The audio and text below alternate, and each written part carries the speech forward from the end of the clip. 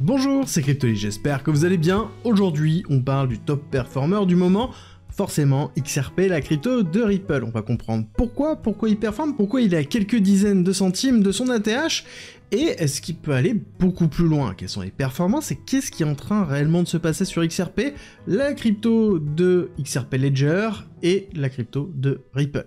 Alors, pour expliquer tout ça, avant d'aller sur les graphiques, on va faire un petit tour sur Ripple. Rappelez que c'est un projet qui est très ancien, qui a pour but de faciliter à l'origine les transferts monétaires. Bon, c'est allé beaucoup plus loin, avec ici, on voit bien Ripple qui se définit comme étant une modernisation du système financier et des infrastructures, alors qu'à l'origine, donc ça c'était l'ancienne, d'il y a à peu près 3 ans, capture d'écran du site internet, qui était vraiment sur la gestion et le déplacement des assets tokenisés. Donc on voit bien qu'on avait quand même changé, avec derrière une volonté d'avoir une infrastructure décentralisée, faire derrière des transferts monétaires. C'est vraiment le business model en fait de Ripple qui est la société derrière justement XRP Ledger et l'infrastructure qui permet de pouvoir faire tout ce que vend XRP. Bref, Ripple a changé de fusil d'épaule déjà depuis un certain temps, on le voit bien déjà dans cette nouvelle page d'accueil qui est beaucoup plus généraliste, avec à côté pas mal de choses. Première, c'est qu'on est sur une plateforme qui se veut être CBDC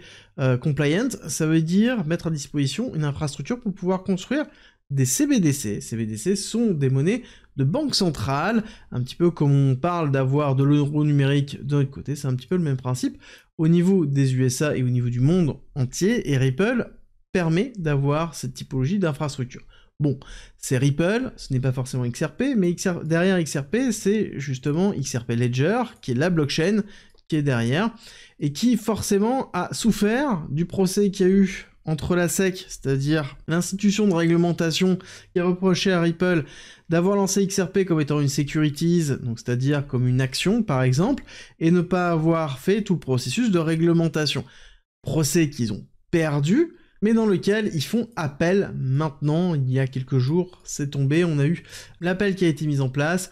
Donc malgré le fait que Gary Gensler va quitter son poste de directeur de la SEC, qui était vraiment anti-crypto, on a quand même la SEC qui fait appel à de la décision contre Ripple, donc c'est pas encore terminé, même si je pense que vraiment à partir du moment où on aura un changement de direction avec l'arrivée de Trump au pouvoir, on aura certainement quelque chose qui sera plutôt pro-crypto, et donc on aura un abandon des charges au niveau de Ripple et des XRP. XRP, de toute façon, et Ripple, enfin surtout Ripple, a décidé et a annoncé, déjà de base, qu'ils allaient certainement faire une entrée en bourse à partir du moment où ils auraient gagné, justement, totalement le procès, donc il y a de grandes chances d'avoir Ripple coté en bourse. Alors, ça ne veut pas dire que ce sera XRP, il faut bien faire la part des choses, même si on a une XRP Army, c'est-à-dire des personnes qui sont pro-XRP, qui défendent le projet Ripple. Si Ripple va en bourse, ça veut dire qu'il y aura bien des actions Ripple, et il y aura pas, ce sera pas lié directement au XRP, d'accord? C'est deux choses qui sont séparées. D'un côté on a la tech, de l'autre on aura la société et les bénéfices qu'elle peut avoir. Bref, tout ça pour vous dire qu'il y a d'autres nouvelles qui sont en train d'arriver. Si on avait une proposition de Trump qui a été effectuée avant justement son élection, enfin en tout cas qui avait commencé avant son élection et qui a été ensuite alimentée par la suite, sur le fait qu'il y aurait une diminution des taxes sur les crypto-monnaies qui sont produites aux USA, BTC, ADA, XRP et d'autres. Et ça va encore plus loin. Et oui, parce qu'on a eu d'autres nouvelles sur le fait qu'il y avait une possibilité, encore une fois c'est une possibilité, c'est une supposition, il est ouvert à l'idée que la réserve stratégique qu'il veut faire en BTC ne soit pas que en BTC, mais potentiellement sur des cryptos qui sont US-based, donc c'est-à-dire basés aux USA. Alors, le but étant de faire les USA une forme de capital crypto, il y a de grandes chances qu'en effet on a plusieurs projets qui s'installent, et les projets qui sont déjà dans l'écosystème US, comme Ripple, vont en profiter. C'est ce que l'on a vu quand même dans une grosse accélération. Dans les grosses nouvelles aussi que l'on a, c'est qu'on a plusieurs volontés d'avoir des ETF incluant XRP et des ETF XRP. Et donc forcément de la liquidité qui se déverserait dessus de cette façon-là. Et on voit bien le cours qui a réagi. Cours qui a réagi de façon très agressive, hein, XRP qui était vraiment compliqué à tenir durant toute la période. Hein. On rappelle qu'en 2017, on avait fait un ATH à 3,84$, donc que j'ai signalé par cette petite bande ici, et il a fallu tenir durant toute cette période-là pour retrouver en fait ici potentiellement un nouvel ATH. On est encore loin, même si on s'en rapproche.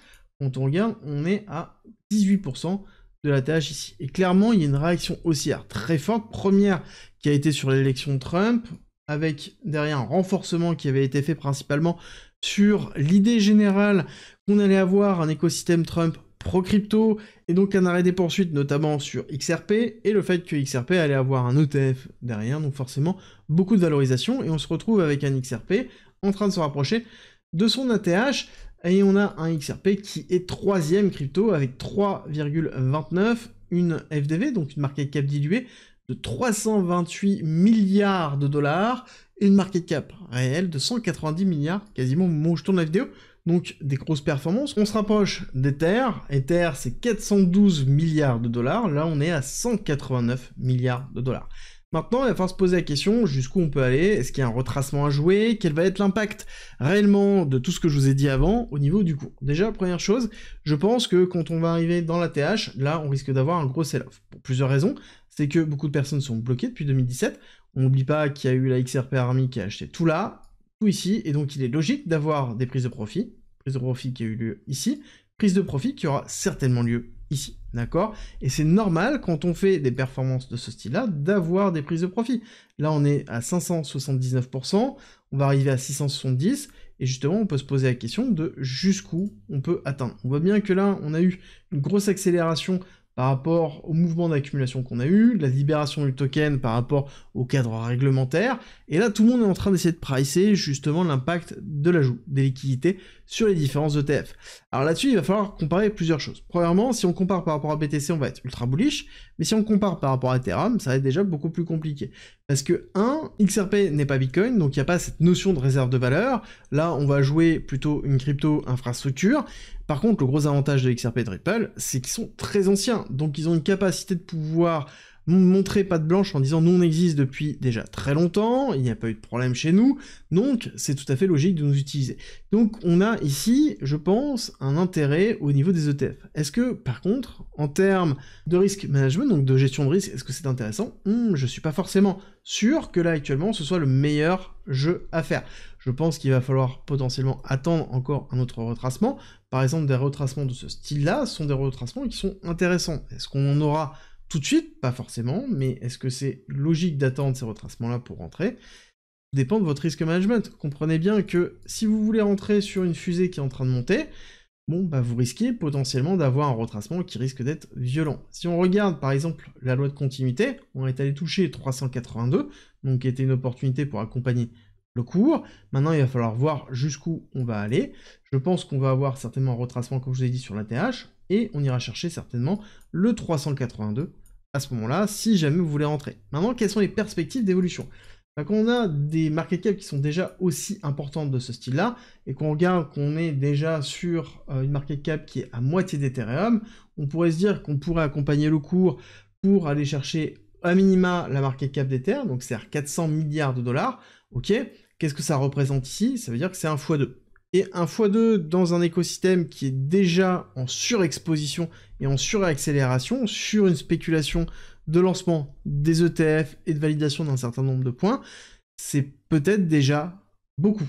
Là-dessus, les XRP maximalistes vont me dire qu'on va dépasser Bitcoin, et pour moi, le plus important, c'est de ne pas réagir à l'émotion. Est-ce que c'est une crypto qui vous intéresse? Est-ce que le projet vous intéresse?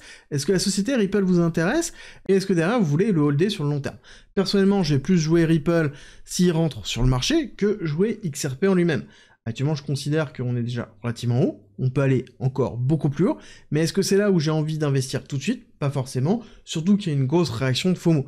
Et je sais que, juste en disant ça, je vais certainement avoir un paquet de commentaires des spécialistes XRP qui vont me dire « mais non, il faut y aller, il faut acheter ». Je suis d'accord avec vous, tant mieux pour vous, mais là, à l'heure actuelle, c'est pas forcément le type de positionnement que j'aurai sur cette crypto-là. Et ce sera tout pour aujourd'hui, j'espère que cette vidéo vous a aidé, j'espère que vous avez aimé. Si c'est le cas, n'oubliez pas de liker et abonnez-vous si vous voulez plus de vidéos de ce style-là. Et nous, on se retrouve très vite pour une nouvelle vidéo.